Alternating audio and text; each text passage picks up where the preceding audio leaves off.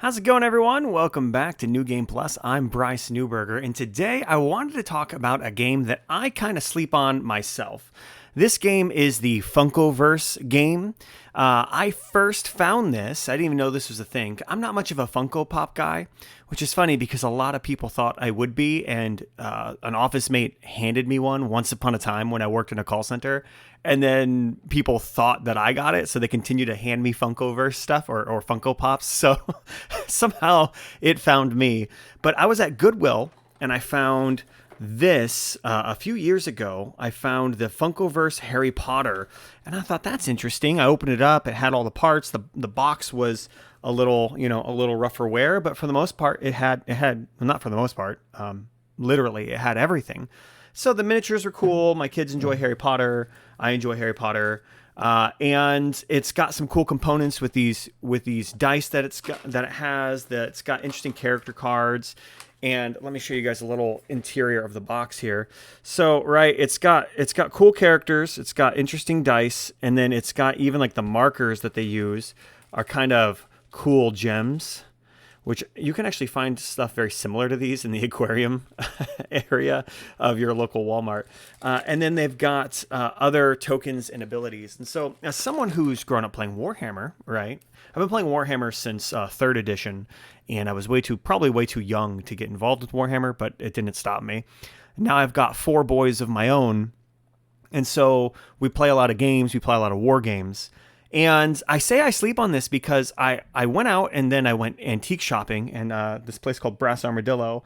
I ended up finding the Batman one, and then I found the Thanos one. And then I think for Christmas, my wife went out and got me this Marvel one.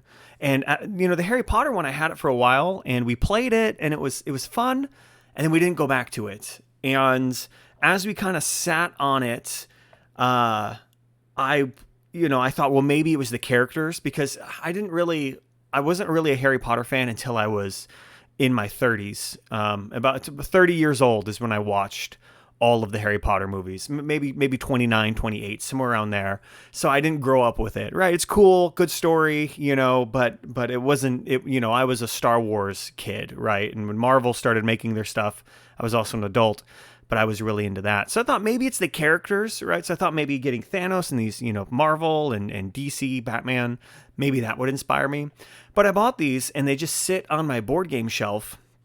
And the only time they come out is when my 6-7-year-old wants to play with the toys. And so we'll put them on their little stands, and he'll play little games with them, and he gets out the board. And every so often he'll be like, can we play the game? And, I think all the kids enjoy the game. I think my 13-year-old, I think my 11-year-old, they enjoy the game. But there's just something about it that doesn't quite grip us. What I want to do is I want to show you guys just a little bit of footage of how the game, looks, so we'll pop on over here. This video footage comes from the Rules Girl on how to play Funkoverse, 4 minutes video. Very professional video, very well done, very well voiced. But mostly I wanted you guys to kind of see some of the components for the game. But the game is very simple. You pick characters. There's not a point system. You just kind of decide how many characters people get, and then right, 1 or 2. It's usually 2. And then you get it. And then the games also come with characters that aren't really characters, or they're not models. For example, the Harry Potter one comes with a Death Eater. Oh, here it is, a Death Eater. And I don't know if my camera's reversed, but either way. And, so you have kind of these extra characters that, it confuses my 6-year-old. He's almost 7, but my 6-year-old, because he's like, what, that's not a character. He can't read fully yet. So he's like, that's not a character. It's like, well, it is. It says Death Eater, or it says, who is it from the Ministry of Magic, right? One of those guys. I think the thing that kind of stops me from playing this game too quickly is it feels in my soul, in my psyche, like it has a lot of setup. I don't think it does. When you kind of lay out the track and you lay out the cards and you lay out the tokens, all in all, it's pretty simple. But I think the reason why I'm hesitant to just break it out on any given night is I I look at it and I go, okay, do I remember how to play that? No, I don't remember how to play that off the top of my head. I need to read the rules. I need to learn the scenario. We need to pick a scenario. There's a lot of boxes to get out if everyone wants to, pick a different character. And typically it's like, hey, let's not just play Harry Potter, which is all we've done in the past is just, hey, we'll just play this one box. But everyone always wants to be like, can I be Thanos? Can I be Captain America or Black Panther or Iron Man, right? And someone's like, well, I want to be Voldemort, And so they can mesh, and the system is designed where you can intertwine these characters. But ultimately, I just wanted to draw attention to this game because I think it's a very simple game. I think it's a very ingenious game. I think the rules mechanics are very, I think there's a genius to it. For example, especially for younger gamers, because when a character dies, they are, as you can see up at the top, they are put on the damage track. And so you have this turn track that goes 4, 3, 2, 1. And as 4, 3, 2, 1, and as your characters get knocked out, they can respawn. And so that's really cool because it keeps players in the game. It's not like Warhammer or something, or other games like maybe HeroScape, where when a character's destroyed, they're just out of the game. So for younger kids, people of all ages, you can stay in the game, and that's a lot of fun. The characters are very simple, and then you have these tokens that you get, and they go on the damage track as well.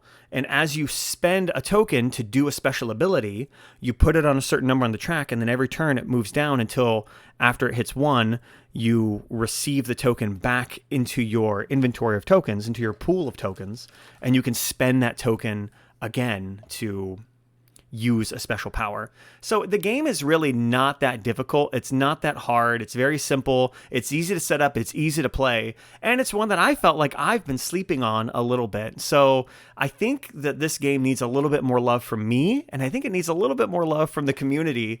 What are you guys finding, right? Are you guys playing this game? Am I missing out on something big? Is there a box set you're like, oh, Bryce, you have to buy this box set for your kids. They're going to love it.